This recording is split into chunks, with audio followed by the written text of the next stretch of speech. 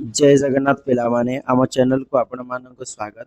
आज आम क्लास 10 ओडिया अध्याय 15 कालर कपत तले पाठर समस्त प्रश्न उत्तर सहज भाव में पढ़ा।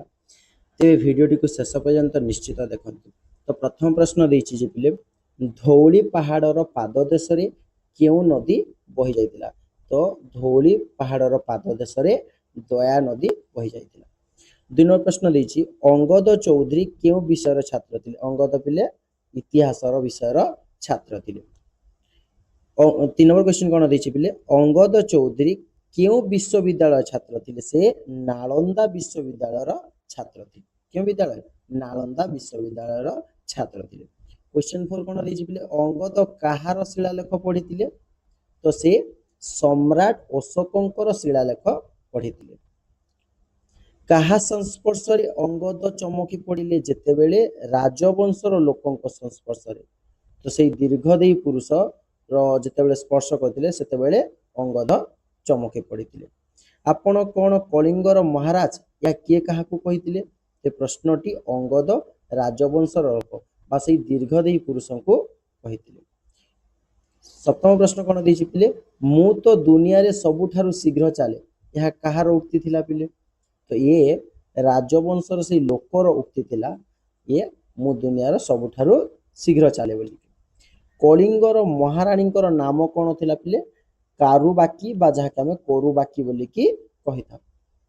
नेक्स्ट प्रश्न देछि केउ माने महाराणी को संभ्रांत अभिवादन जणाइथिले। तो पिले इने ए रेटिंग टा भूल अछि संभ्रांत होई जिवो।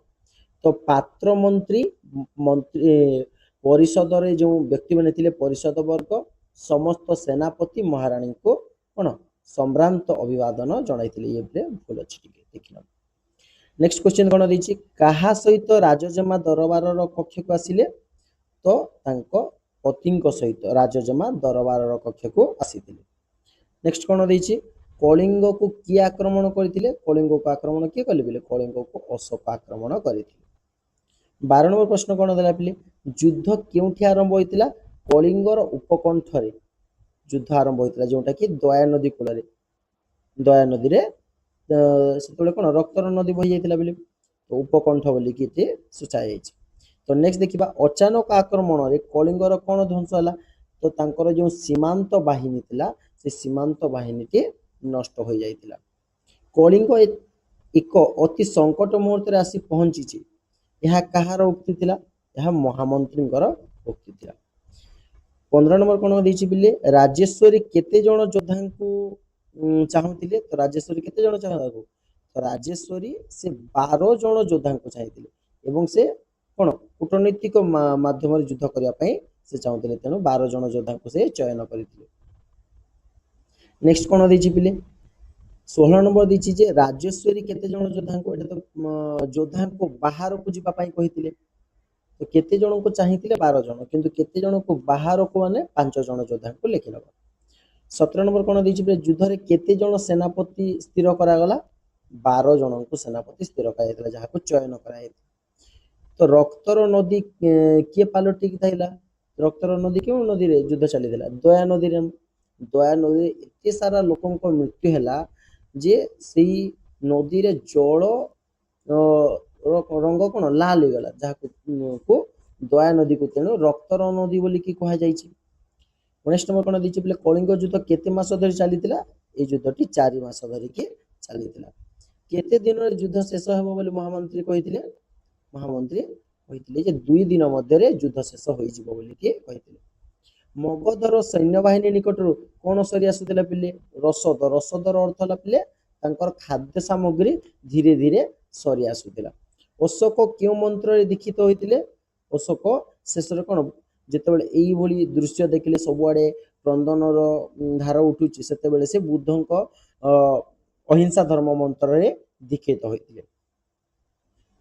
नेक्स्ट देखिबा पिले नेक्स्ट कोन देछि कलिंग युद्ध केते मास लागितिला। तो एटा पिले रिपीट हे जाइछि पिले। नेक्स्ट देखिबा 23 नंबर प्रश्न कोन देछि राजेश्वरी काहा सह युद्ध कर मृत्युवरण कले।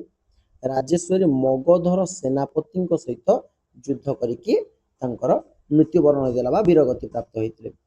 राजनीतिर ब्रह्मास्त्र कौन पिले राजनीति ब्रह्मास्त्र बोल के षड्यंत्र बोल के कहे जितेबेले मगध सेना कौन है तो जितेबेले आक्रमण करिसंती कलिंग को तो तांको सेना रसद सरी आसुची आउ सेमानकर मध्य दुर्बल ही आसिलेनी से समय अशोक कौन कले षड्यंत्र करथिले तो षड्यंत्र को एई पाठरे ब्रह्मास्त्र बा राजनीति ब्रह्मास्त्र बोल के कहा जायता शांतितूप केउठारे अवस्थित पिले शांतितूप धौली पहाड़ उपरे शांति स्तूपटी अवस्थित अछि सो पिले आज वीडियो एतिकी थिला तो वीडियोटी भल लगी लाइक शेयर एवं चैनल टी को सब्सक्राइब कर दियंतु धन्यवाद जय जगन्नाथ।